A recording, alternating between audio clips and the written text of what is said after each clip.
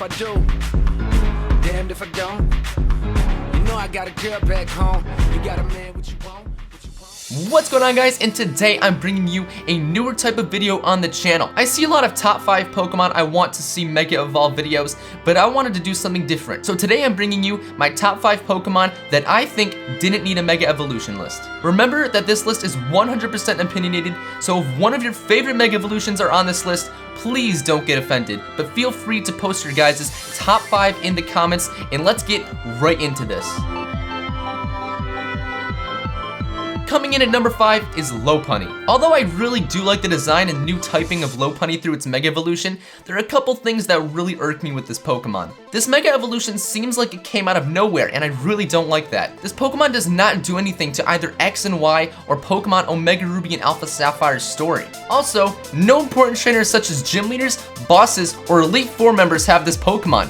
The only Elite Four member that has a Lopunny is Flint in 4th gen, but in 4th gen, Mega Evolution doesn't even exist. Pokemon really only stays relevant in the competitive scene, where it is currently in the OU tier, but outside of that, this Pokemon doesn't see much light. I appreciate that they wanted to have another fighting type Mega Evolution, but I would have much rather Hirayama, because it's found early game, and at least Brawley has a Makuhita. So that's that for Lopunny. Let's move on to number 4. So I'm going to give the number 4 slot to a Pokemon that I really like to use in the competitive scene before its Mega Evolution. This Pokemon is none other than Medicham. Now, like Lopunny, Medicham is not correlated into the storyline of X and Y or Omega Ruby and Alpha Sapphire. In fact, the only important trainers that have a Medicham are Candace, Lucian, and Chuck when you rematch him in Heart Gold and Soul Silver in the Saffron City Fighting Dojo. But in the generations of these trainers, Mega Evolution is not a thing yet. I think if they gave Mega Medicham a different ability besides Pure Power, which it already gets, I would feel a little bit different. This Pokemon honestly just doesn't seem different from its original form. So that's all for Medicham. Let's move on to number 3. Now, number 3 is probably going to make a lot of people mad, and number 3 is Charizard, but specifically Mega Charizard X. Now, before you get all upset, let me explain. Since this Pokemon came out, I've always saw it as a fan pleaser rather than anything. A lot of people love shiny Charizard, so what do? Make it black. A lot of people think Charizard should be Dragon type because it looks like one, so what do?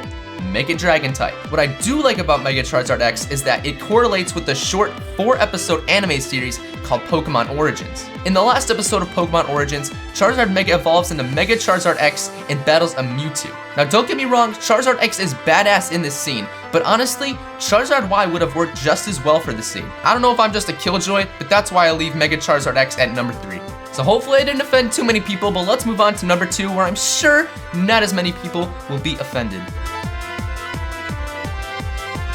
The reason I say number 2 will not make many people mad is because number 2 is Audino. Now, when this Pokemon actually got announced, I was like, what? Why is this Pokemon a Mega? This Pokemon is actually only useful in Black, White, Black 2, and White 2 for EXP. Literally, the only memory of this Pokemon I have is running back and forth to get a patch of shaking grass just to find this thing. Now, I do agree with Mega Audino gaining the Fairy type. But wanna know what else looks like it should be a Fairy type?